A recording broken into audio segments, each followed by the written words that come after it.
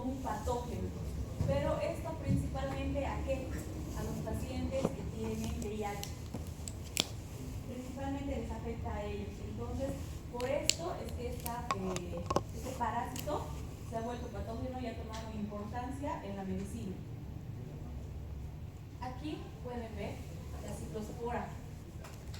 Va a haber dos tipos de oquistes, uno inmaduro y otro maduro. En el inmaduro, que es el que nos sirve a nosotros como diagnóstico para el tratamiento, para el diagnóstico en laboratorio, es la forma inmadura, que tiene una pared, tiene núcleos y tiene organelas que no son bien diferenciadas. Mientras que en el otro, en la otra ya se va a ver las organelas diferenciadas, se va a ver los esporocitos, los esporosales dentro de estos. Eso es lo importante que ustedes sepan, que va a haber dos formas y que la forma que nosotros vamos a ver va a ser la forma inmadura, ¿ya? Acuérdense de eso porque igual pueden poner en el examen.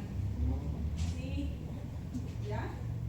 Entonces, pero básicamente en todas las coccidiosis, eso sí, la forma inmadura es la que se ve. ¿Ya? Este parásito se encuentra en roedores, en reptiles, en monos, en perros, pero se ha visto que la ciclospora de los animales no contagia al hombre, por lo que es importante que sepan que no es una zoonosis. Esto sí es transmisión, es de humano a humano, no de animal a humano. Que como las otras era diferente, ¿no ves? Ay, creo que sí está hablando de esto. Así, entonces eso es importante. Ahora vamos a ver esto. Ya vamos a hablar de esto. Eso de los parlantes, ¿alguien sabe? ¿Ustedes? ¿Por qué no está el negro, no ve? A ver. Para que sepan el ciclo, si no les voy a tener que pasar el ciclo, las diapositivas para que escuchen el ciclo, porque es un ciclo igual que de todas las otras coccidiosis, es un ciclo complicado, aunque no lo voy a pasar y les voy a explicar. Ya, este es el video que van a revisar en sus casas, porque creo que no sale el volumen.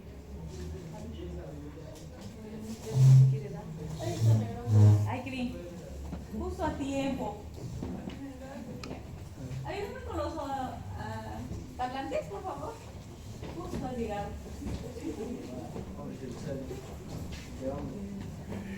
Justo cuando aprendo de una aula, me cambian de aula. ¿Qué voy a hacer?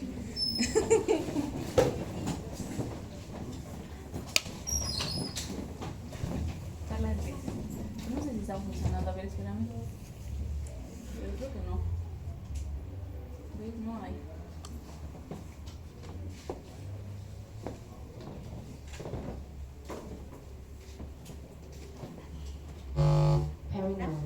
Waiting for device Gracias. connect.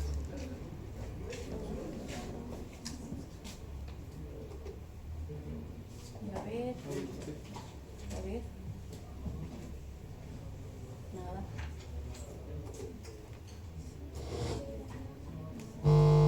Pairing mode. Waiting for device connect.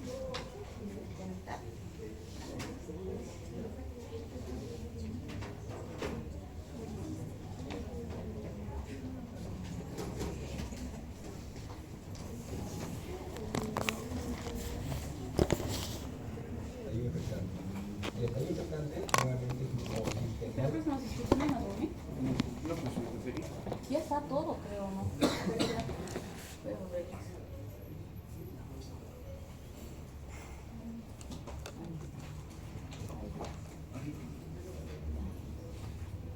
Ya, ahora sí vamos a escuchar el ciclo. Estos ciclos son un poco complicados de este parásito de los coccidios. Entonces, mucho más. Entonces comenzamos con el estadio infectante. El estadio infectante normalmente es un poco de lado y va a tener esporoforitos en su interior. Entonces, este oquiste maduro es ingerido por el humano y el intestino regulado, principalmente a nivel del Y1, va a liberar a los esporoforitos porque se va a excitar. Luego el la gestación, los esporozoitos que tienen el complejo apical invaden a los enterocitos o a las células intestinales y comienzan con su proceso de esquizogonia o merogonia. Entonces, comienza la esquizogonia merogonia, que es reproducción asexual, y se forma el meronte o esquizonte tipo 1, también llamado de primera generación, dentro del enterocito. Se liberan los merozoitos del esquizonte o meronte de primera generación al lumen intestinal y vuelven a invadir enterocitos.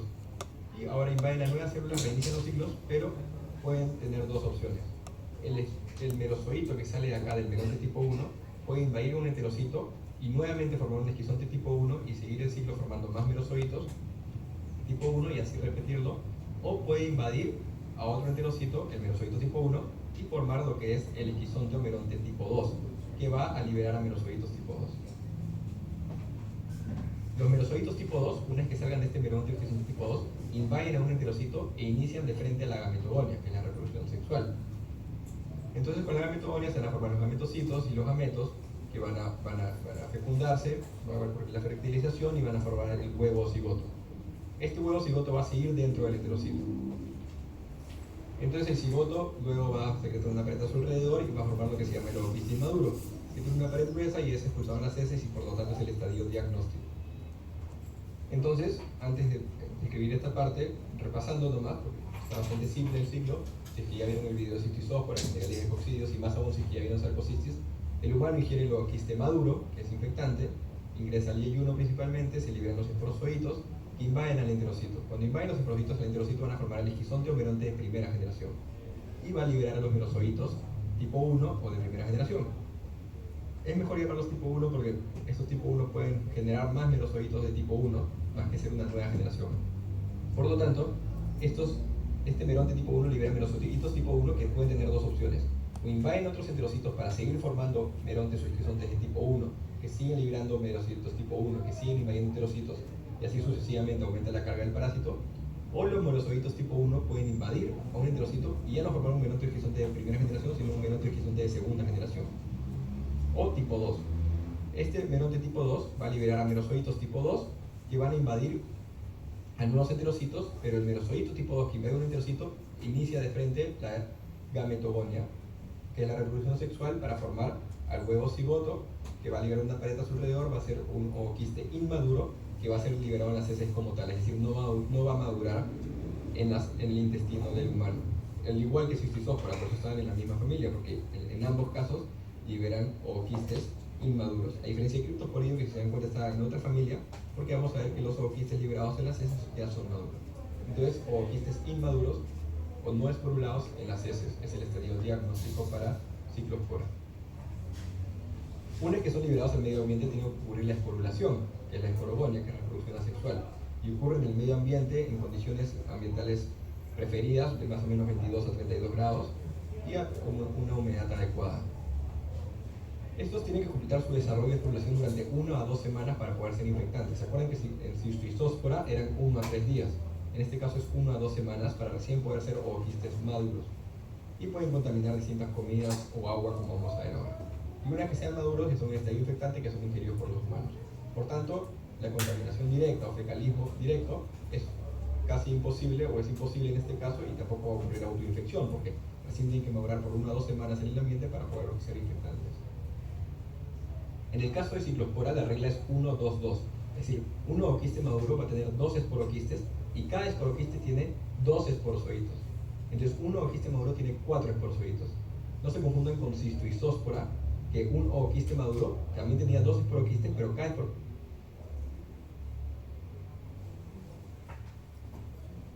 que me importa que sepan de este ciclo es que el ovocito inmaduro es la forma infectante, ¿verdad?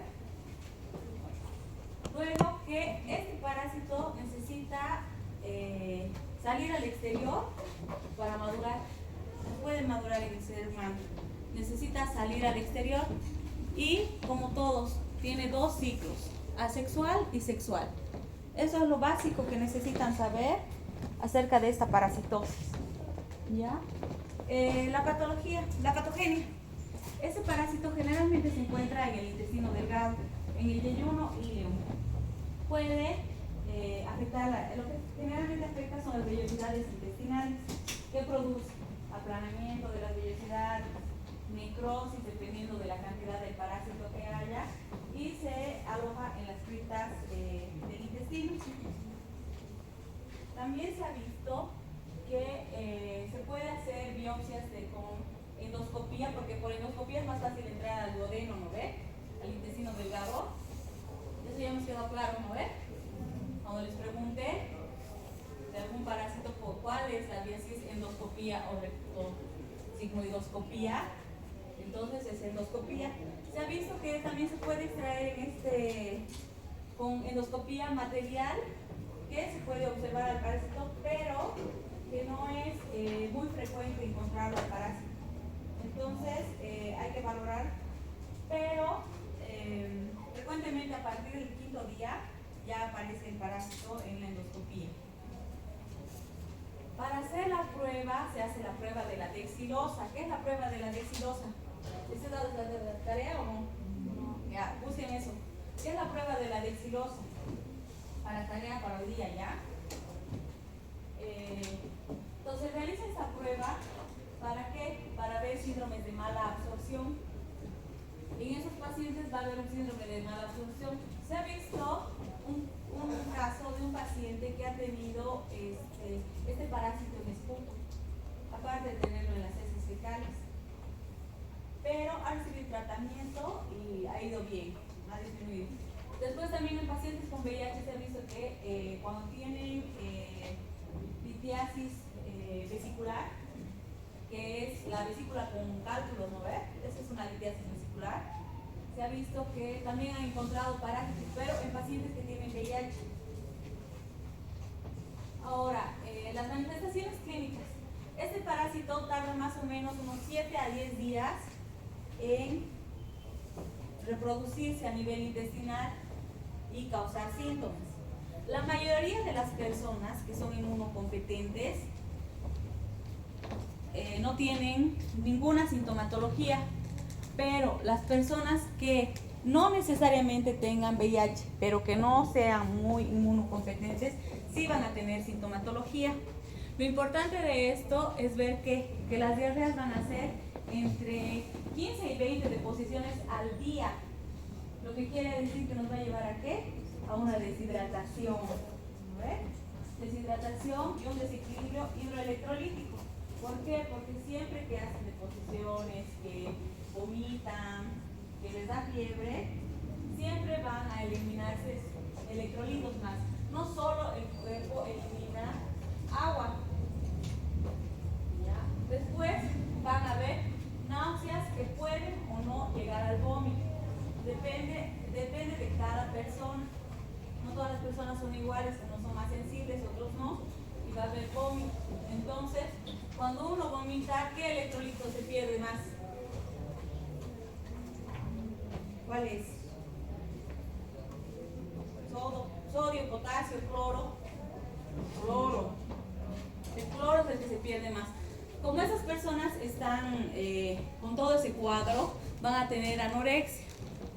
No van a querer comer por la sintomatología gastrointestinal que van a tener, lo que nos va a llevar a una pérdida de peso que es bastante considerable, principalmente en los pacientes que tienen VIH. Ahí vamos a ver más pérdida de peso en estos pacientes. Y es importante preguntarles cómo se veían antes, o si pesaban más, pesaban menos, porque uno siempre dice, ¿no? Era más gordito, tenía más cachetitos, después no tiene. Entonces, eso es importante que evalúen.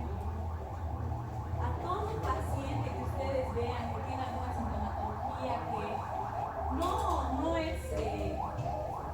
no va con lo común de las demás personas, yo les recomiendo que siempre pidan pruebas de VIH, porque a veces uno se sorprende con la gente. Otro, como este parásito es oportunista, puede atacar a los enfermos con VIH. Generalmente se aprovecha de su inmunodepresión para poder causarles daño, ya que su sistema inmunológico está debilitado. El diagnóstico para todos las coccidiasis es el examen fresco de las heces. Entonces mandan, ustedes les dicen al paciente, no ve, examen coprológico, él tiene que llevar un frasquito, una muestra de heces y el laboratorio ya se va a encargar de hacer las pruebas que tengan que hacer y les va a enviar el reporte. Pero lo que generalmente en laboratorio, ¿qué vamos a ver? ¿Qué quiste maduro o inmaduro vamos a ver? Inmaduro. Inmaduro, ¿por qué? Porque para madurar necesita salir del cuerpo. ¿No ve?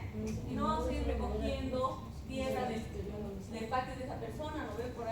Por ahí no va al patio, sin necesidades. Entonces el quiste inmaduro, acuérdense de eso, porque cuidado les pregunté y me pongan maduro.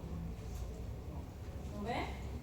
Ya, otro diagnóstico que se puede hacer es el microscopio fluorescente. En este se van a ver con un color verdoso, azul a la luz, porque son fluorescentes. Otro diagnóstico es la esporulación temprana.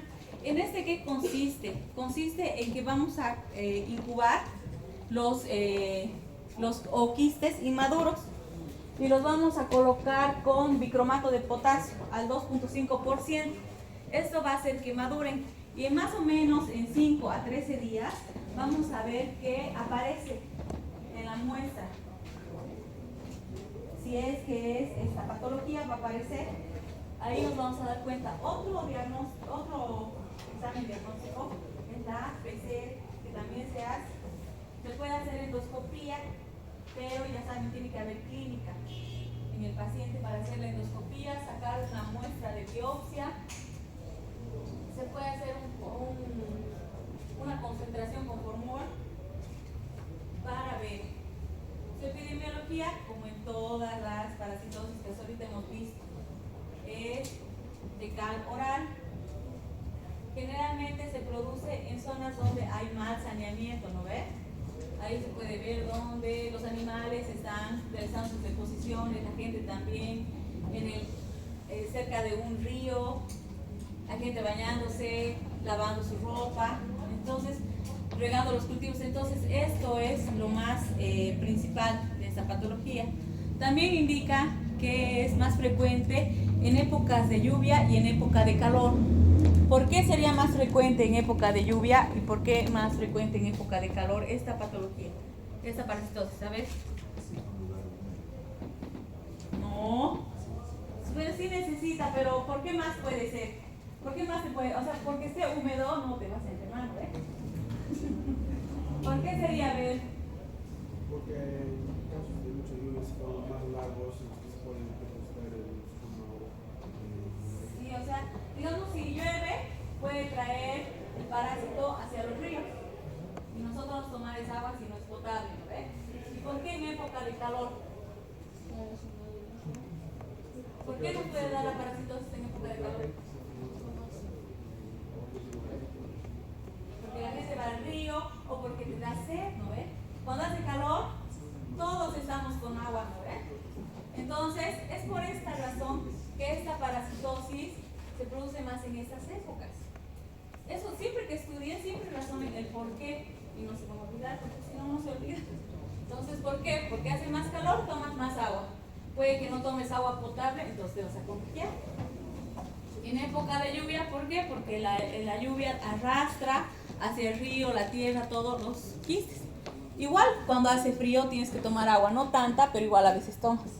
Entonces, es por esta razón que este parásito es más frecuente en ese tiempo, en esas temporadas. Dice que de julio a diciembre más o menos son las épocas de calor, yo lo siento, en julio, pero esa época es donde más parásitos van a haber, donde más parásitos. Entonces, ¿eso a qué les enfoca? ¿No ve? Que si viene un paciente con esos síntomas, en esas fechas ya más o menos les van a decir, es tal cosa. Bueno, después, la epidemiología. Generalmente se produce, ¿por qué? Porque comes verduras crudas. Pero todo el mundo come verduras crudas, lo que hay que ver es de qué lugar han sido traídas las verduras y desinfectar las verduras. Se ha visto también que personas que han viajado, que en su país no hay, países desarrollados supuestamente esta patología no es común. Entonces vienen con la diarrea del viajero. ¿Por qué? Porque han venido a Bolivia, digamos, han comido todo lo que han querido mover y si son frágiles y se han enfermado, entonces van a su país y les dicen ahí te has contagiado. Se ha visto después una epidemia que ha habido en Estados Unidos y en Canadá, donde frambuesas de Guatemala eran regadas con aguas que no tenían un buen saneamiento. Entonces ha producido una epidemia en esos países. ¿Por qué? Por haber comido las frambuesas. Esto es importante que sepan también las diferencias de la ciclosporiasis y la criptosporiasis. Está en su libro. Está en su libro, pueden revisar en su libro. ¿Ya? Entonces, esas diferencias son importantes. ¿Para qué? Para que cuando ustedes igual vean gente, casi las coccidias son los mismos síntomas, van a ver cuáles son las diferencias de cada patología. Esto igual tienen que repasar porque probablemente entre a su examen. El tratamiento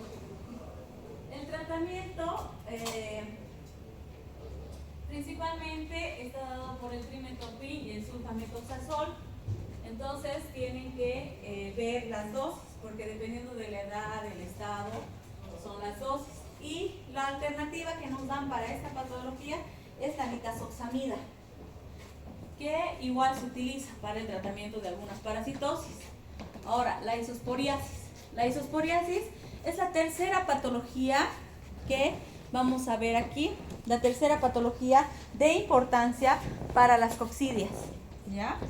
Esta es principalmente, se ha visto su aumento en el diagnóstico y todo eso. ¿Por qué? Porque ha ido aumentando los casos de SIDA.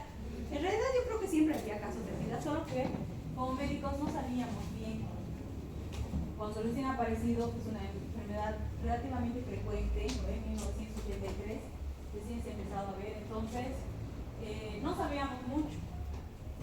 Y al diagnosticar el VIH recién hemos empezado a ver. Esta patología es oportunista, se aprovecha del sistema inmunológico. Su agente etiológico es la isospora Bailey, que pertenece al filo apicomplexa y que es importante que sepan esto. El hombre es el único huésped definitivo de este parásito. El agente etiológico, como les he dicho, es la isospora Bailey y tiene formas el quiste y el quiste inmaduro. ¿Lo ve? El quiste inmaduro, el quiste maduro, que básicamente es lo mismo. El quiste inmaduro tiene una doble pared, tiene un núcleo y tiene organelas indiferenciadas, mientras que el quiste maduro ya tiene sus organelas diferenciadas, están los esporozoitos en su interior, que es importante que sepan. El ciclo, a ver si se escucha ahora ese es su ciclo biológico. Vamos a hacer. Comenzamos con el estadio infectante, que como hemos dicho en el video, generalidades de coccidios es el ovoquiste maduro o esporulado, que ya tiene los esporozoitos. Entonces, el humano va a ingerir a este ovoquiste maduro con esporozoitos y van a ser liberados en el intestino delgado, principalmente en el duodeno distal y en el yeyuno proximal. Entonces, estamos ahora en el intestino delgado, donde está el ovoquiste maduro que se rompe y libera los esporozoitos. Vamos a ver después cuántos porcentajes hay en cada ovoquiste, no se preocupen ahorita. Lo importante es que liberan los esporozoitos y ingresan a la célula por el complejo apical. Una vez que ingresan a la célula, van a iniciar la merogonia o esquizogonia para formar a lo que es el meronte o esquizonte. Entonces, invaden al enterocito en el duodeno distal y uno proximal y comienza la esquizogonia o merogonia, formando al meronte o esquizonte dentro del enterocito. Una vez que se forma el meronte o esquizonte, va a liberar a los merozoitos al lumen intestinal y van a volver a invadir a otras células intestinales y repetir el ciclo. Entonces repiten el ciclo así varias veces hasta que recuerden que algunos merozoitos pueden iniciar la gametogonia, como vimos en el video de generalidades. Y esto, en el caso de Schizopora, va a ocurrir luego de al menos una semana. Después de mínimo una semana, inicia algunos merozoitos el ciclo sexual, que es la gametogonia, Pero otros melanozoitos después de una semana continúan el ciclo y siguen invadiendo y destruyendo las células intestinales. Entonces los melanozoitos que se van por este camino después de mínimo una semana y comienzan la gametogonia, la reproducción sexual, van a formar a los gametos. Obviamente el microgameto y macrogameto en células intestinales distintas, y el estadio previo era el microgametocito y el macrogametocito. Entonces se va a liberar el microgameto y va a fertilizar al macrogameto, formando el huevo cigoto. Entonces, este es simplemente un detalle de lo que sucede, que el núcleo del macrogametocito se divide varias veces y forman los microgametos flagelados, como si fueran espermatozoides, y en otro heterocito se forma el macrogametocito que madura en un macrogameto que vendría a ser como el óvulo. Ocurre entonces la fertilización formando el huevo cigoto, y esto ocurre en el lumen, en la pared intestinal, ¿no? Prácticamente en el lumen pegado a la pared. Ahora, los ooquistes, es decir, el huevo cigoto, ¿se acuerdan en el video pasado que dijimos que secretaba una pared y formaba un ooquiste inmaduro porque no tenía esporozolitos en su interior? Podía tener cualquier cosa menos esporozolitos y se iba a llamar ooquiste inmaduro. En el caso de Cystosóspora, la maduración del ooquiste no ocurre en el humano, ocurre en el ambiente. Por lo tanto, en las heces, el estadio diagnóstico y lo que va a salir en las heces del humano va a ser el ooquiste inmaduro. Entonces, en el interior del ooquiste inmaduro, hemos dicho que antes era el huevo cigoto que secretó una pared. Una vez que secreta una pared, este huevo cigoto pasa a llamarse esporoblasto. Este esporoblasto se va a ir luego en dos en el proceso de esporulación para formar esporozoitos. Ahorita lo vamos a entender mejor. Lo importante es que apenas se secreta su pared, se llama ooquiste inmaduro, sería como un esporoblasto porque el interior todavía no se divide. Por lo tanto, en las heces frescas de un humano infectado con Cystosóspora, vamos a encontrar principalmente ooquistes inmaduros con un esporoblasto, porque necesita tiempo todavía para dividirse en dos esporoblastos. Sin embargo, podrían haber algunos ooquistes inmaduros que han avanzado un poco y ya pueden tener dos esporoblastos. Pero claramente esporozoitos no hay, porque eso ocurre en el ambiente. Entonces, salen los ooquistes en heces, que es el estadio diagnóstico, ooquistes inmaduros, que pueden tener uno o dos esporoblastos, pero principalmente la mayoría tiene un esporoblasto. Estos ooquistes inmaduros con un esporoblasto van a empezar a esporular, todavía no son maduros, y el esporoblasto se divide en dos, formando dos esporoblastos. Todavía no hay ningún esporozoito. Después, esto puede ocurrir, hemos dicho, en el ambiente, pero alguno que otro podría ya iniciar en las heces y verse en la microscopía. Con el tiempo, entonces, estos dos esporoblastos van a secretar una pared quística a su alrededor. Cuando secretan una pared quística a su alrededor, pasan a llamarse esporoquistes. Pero recuerden, estos esporoquistes, que son los esporoblastos con una pared quística alrededor, todavía no forman esporozoitos, entonces siguen siendo ooquistes inmaduros, pero con dos esporoquistes. Entonces tenemos un ooquiste inmaduro con un esporoblasto, que se divide en dos esporoblastos, entonces sería un ooquiste inmaduro con dos esporoblastos.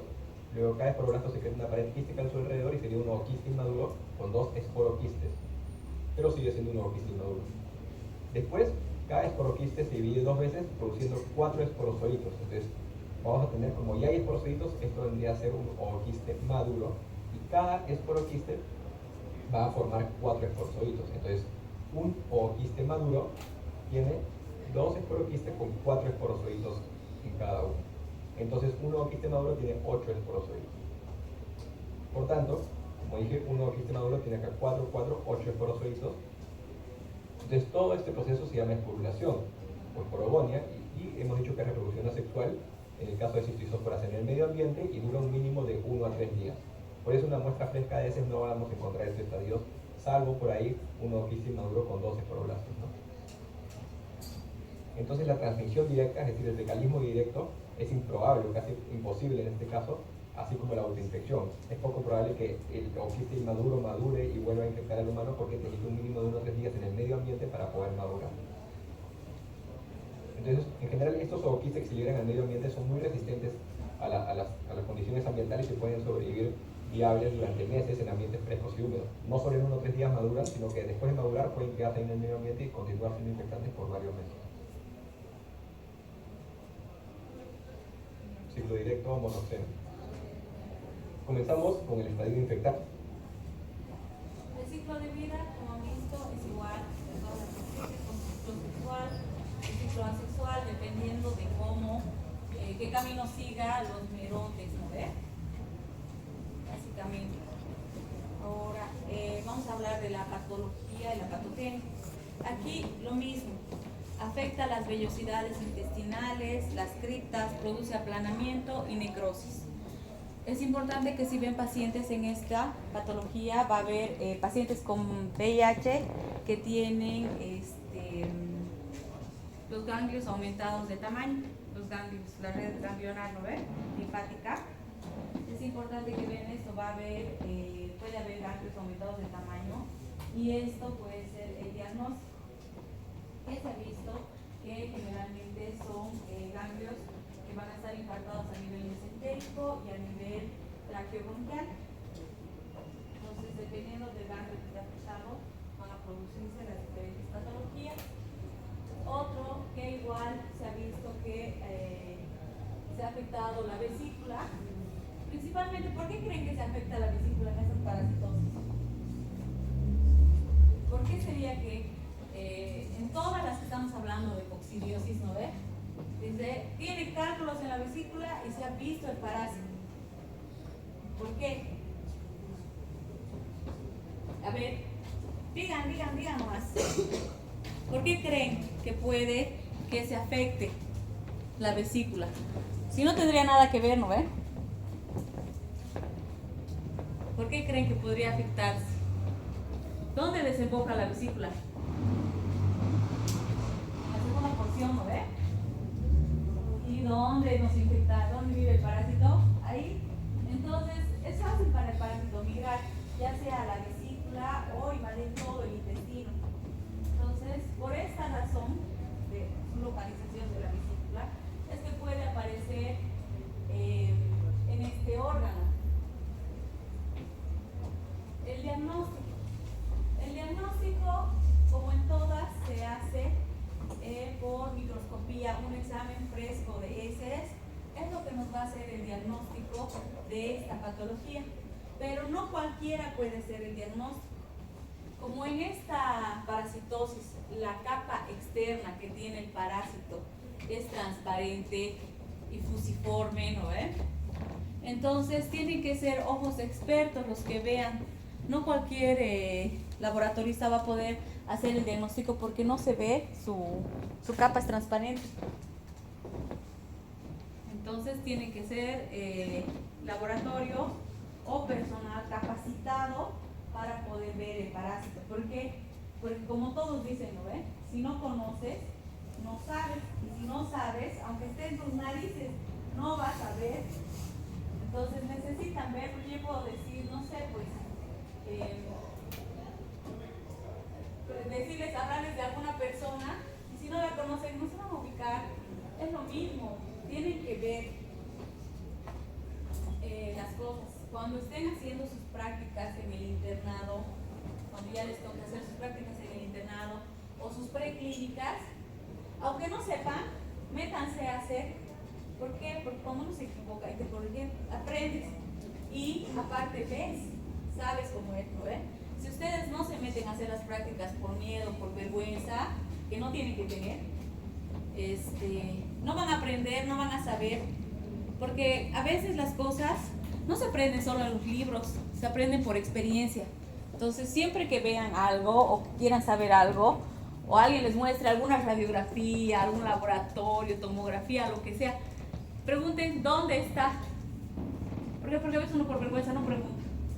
Entonces, pregunten dónde está, dónde se ve. Así queden como tontos, porque varias veces todos hemos quedado así. Es mejor quedar así y saber qué es lo que tienes que ver a no saber. ¿Ya? Entonces, por eso, este parásito es importante que un personal capacitado lo vea. Si no lo ve, o si no sabe el personal, no lo va a poder identificar. Otro examen es que se ven cristales de Charcot-Leyne. Estos cristales, ¿saben qué son? Anoten tarea, los cristales de Charcot-Leyne para que me presenten. Estos cristales se observan en las muestras de heces y son importantes. También se ha visto que en el examen microscópico va a haber bastantes eosinófilos que en otras no había. Se puede hacer métodos como el de Faust. Ese hemos puesto, ¿saben qué es el método de Faust? No ve. El de Shelter, Ese creo que sí les he hecho hacer tarea o no. Ya ese más pongan para investigar. Ya. Se puede hacer maduración de los ooquistes in vitro con el dicromato de potasio al 2% también. Igual en 5 a 13 días se va a ver el parásito que tiene que desarrollarse. La biopsia duodenal se puede hacer, pero principalmente es en pacientes con VIH, con SIDA, que tenemos que hacer el diagnóstico y no son útiles los exámenes serológicos. En su epidemiología y su prevención, como siempre, toda la prevención es las medidas higiénico-dietéticas que tenemos que llevar todos. Para contagiarse es fecal oral. En el libro dice que generalmente se ha visto en personas homosexuales este tipo de parasitosis. ¿Ustedes están de acuerdo o no? ¿Qué dicen? ¿Están de acuerdo o no? Que se vea más frecuentemente en personas que son homosexuales.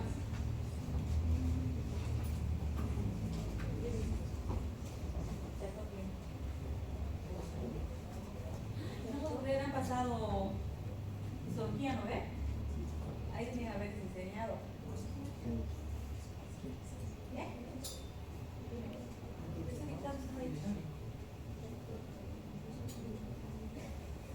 Ya, los métodos que van a ver, anoten, método de Faust y el método de Shelter.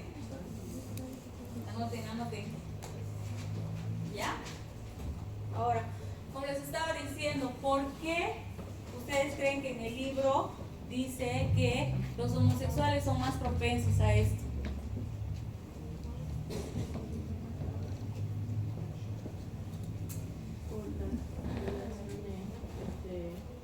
Puede ser por sus relaciones sexuales, pero ¿acaso ellos nomás están libres de tener relaciones anales? ¿Solo los gays están para eso?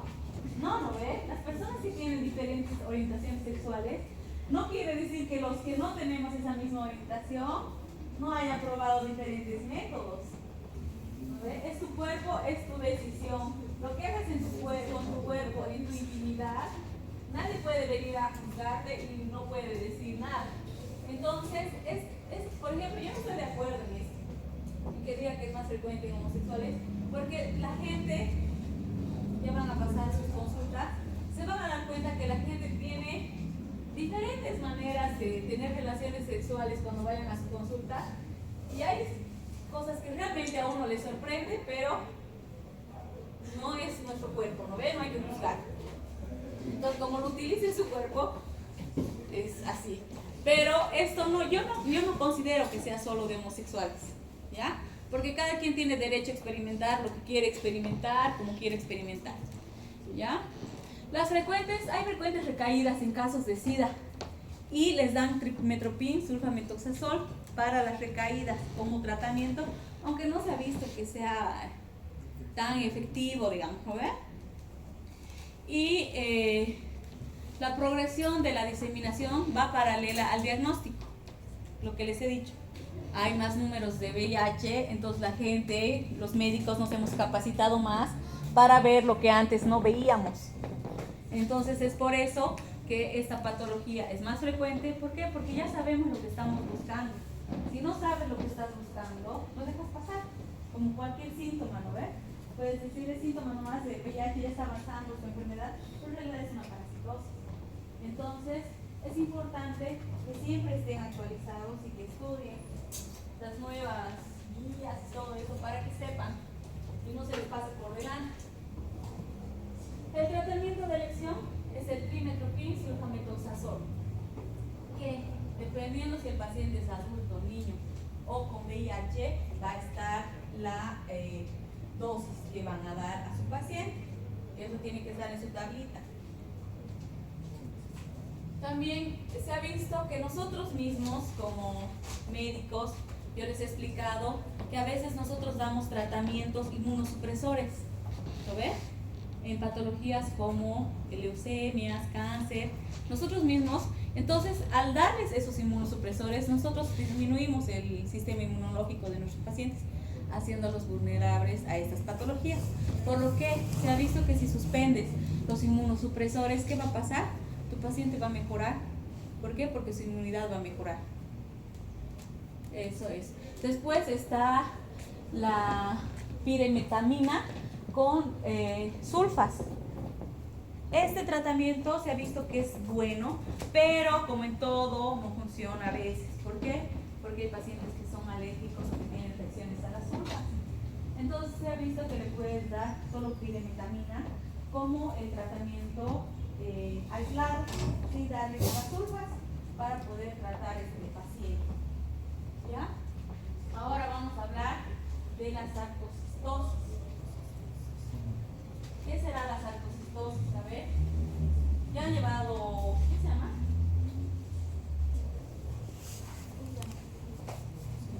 Cuando, ay, ¿cómo se llama? ¿Qué significa sarco en medicina? ¿Qué? Músculo, ¿no ves? Entonces, esto es un parásito que se encuentra en los músculos. No me acuerdo qué materia es la que llevas. Terminología creo que es, ¿no ves? Médica que llevamos. ¿No llevan terminología médica? ¿No? Bueno, yo he llevado terminología médica para saber cuando te hablan, ¿no ves? De qué te están diciendo, porque casi todo es, de una palabra se deriva a otra, ¿no ves? Y no decimos músculo generalmente los médicos, ¿no ves? Entonces, es esto. Ahora, se ha visto que está el Sarcocistis hominis y el Sarcocistis sui hominis, que son los principales agentes que causan esta patología. Y se ha visto que afecta principalmente a animales carnívoros y animales herbívoros, que son los huéspedes. Pero el hombre es un huésped aberrante. No deberíamos tener los hombres supuestamente esta parasitosis, pero nos gusta la carne, ¿no ves? Y uno nunca sabe si te dan carne de gato o de conejo, ¿no ves?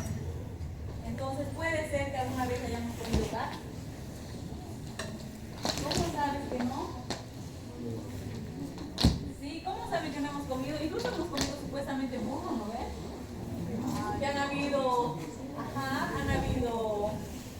intervenciones por la intendencia y todo eso, y al final terminan diciendo que es burro, es perro también, ¿no ve? Había ese caso aquí de la paraguaya que supuestamente hace costillitas y han encontrado en su patio un montón de perros muertos, solo las cabezas. ¿Qué puedes hacer con el cuerpo? Entonces uno no sabe a dónde vas a comer. Generalmente dicen comer en tu casa, pero ahí no es rico, ¿no ves? No es lo mismo que comer la mugre de la calle, ¿no? Porque todos comemos, a todos nos gusta no comer en la calle. Entonces, tienen que estarse preparando, ¿sí?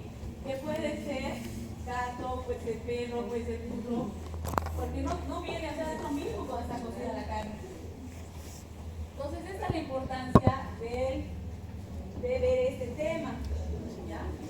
Esta patología se va a dividir en dos, en un síndrome digestivo y en un síndrome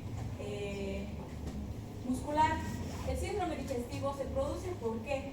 Porque a la mayoría de la gente, aquí recién yo he sabido que la carne viene por términos, ¿no ves? Término inglés, término 3/4, medio y el cocido, ¿no ves?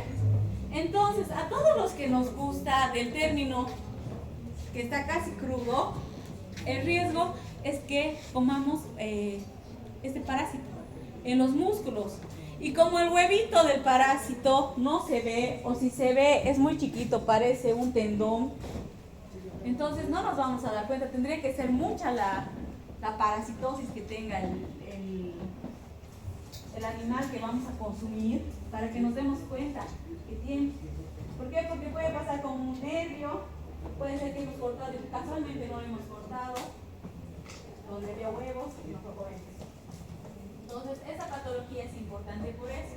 ¿Por qué? Porque podemos consumir los parásitos que están a nivel de los músculos, generalmente en las vacas y en los chanchos. Y nos van a producir la enfermedad a nivel digestivo. Si comemos el músculo de un animal infectado, vamos a tener el parásito a nivel digestivo, por si acaso. Esto recuerden. ¿Ya?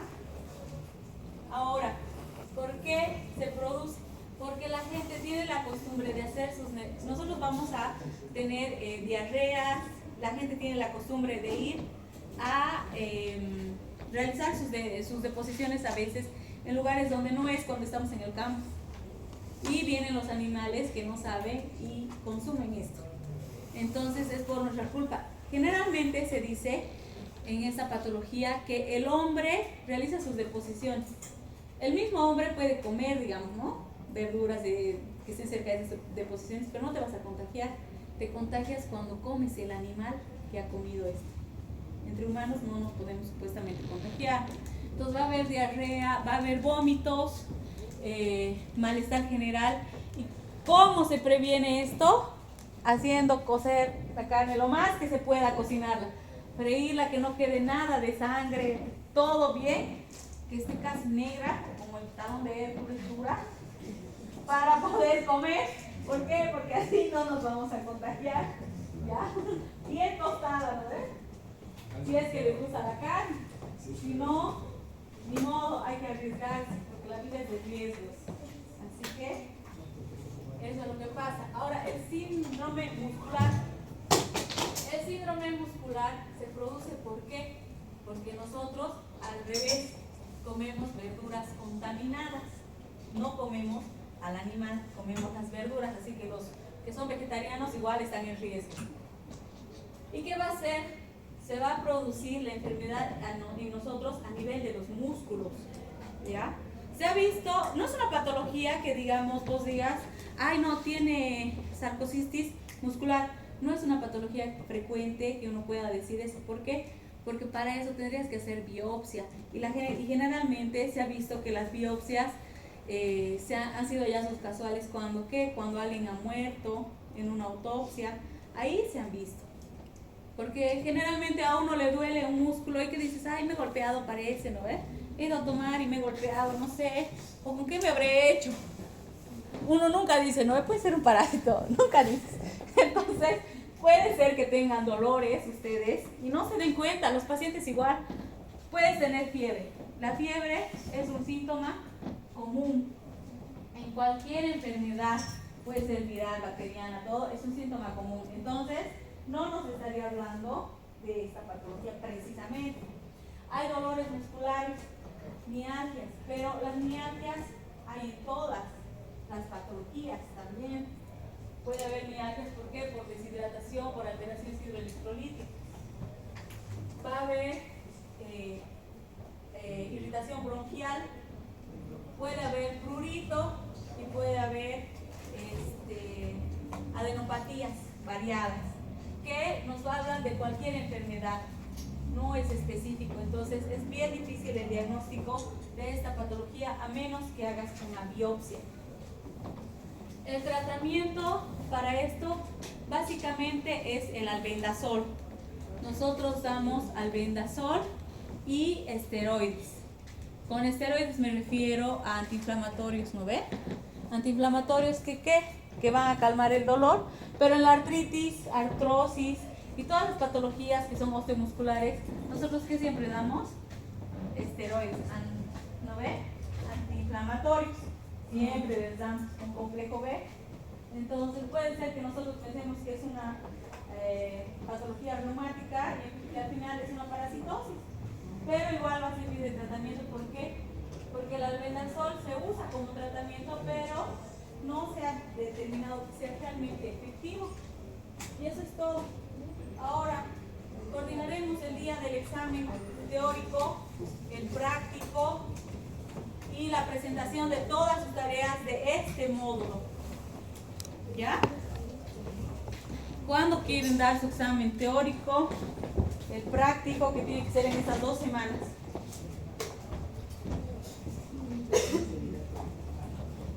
Saquen sus calendarios, vean más o menos cuándo quieren dar el examen, ¿ya? Para que coordinemos. Ahora estamos en abril, ¿no? 23. 24 es 24.